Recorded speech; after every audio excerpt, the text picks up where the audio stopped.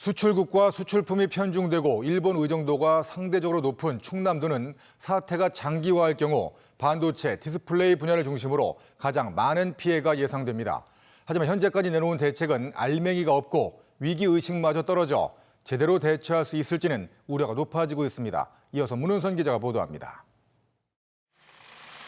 일본이 반도체 소재 등 세계 품목에 대해 수출 규제를 한 1차 경제보복 당시 충남에선 삼성 디스플레이가 직격탄을 맞았습니다.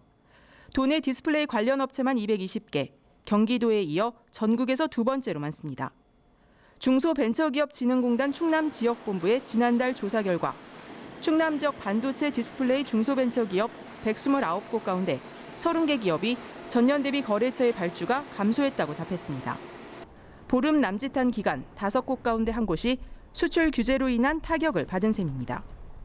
수출 규제 품목이 1,000개가 넘는 2차 경제보복은 사실상 전 분야에 걸쳐 영향을 미칠 것으로 보여 피해는 더 커질 게 분명합니다. 매장 포장재 같은 경우는 도전하고 있는데 이 부분까지 규제를 하게 한다 그러면 전지 생산에 엄청난 차질을 빚을 수도 있어요. 생산을 못하게 되겠죠. 업체들은 비상이 걸렸는데 충남도는 위기의식도 준비도 부족해 보입니다.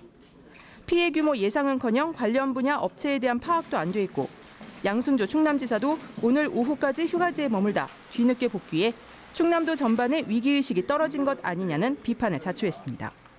대책이란 것도 급조한 듯 이미 대전시 등이 내놓은 수준에서 크게 벗어나지 못했습니다.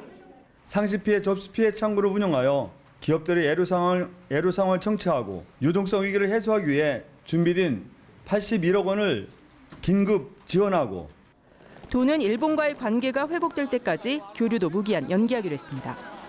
한편 충남도 의회는 자유무역과 한일 양국 간 관계 증진에 반하는 치졸한 보복성 조치라고 일본 규탄 성명을 냈고 세종시 의회는 정부와 지방정부 차원에서도 일제 물품 구매와 일본 전범기업과의 계약 체결 제한 등 강력한 대응을 주문했습니다. MBC 뉴스 문은선입니다.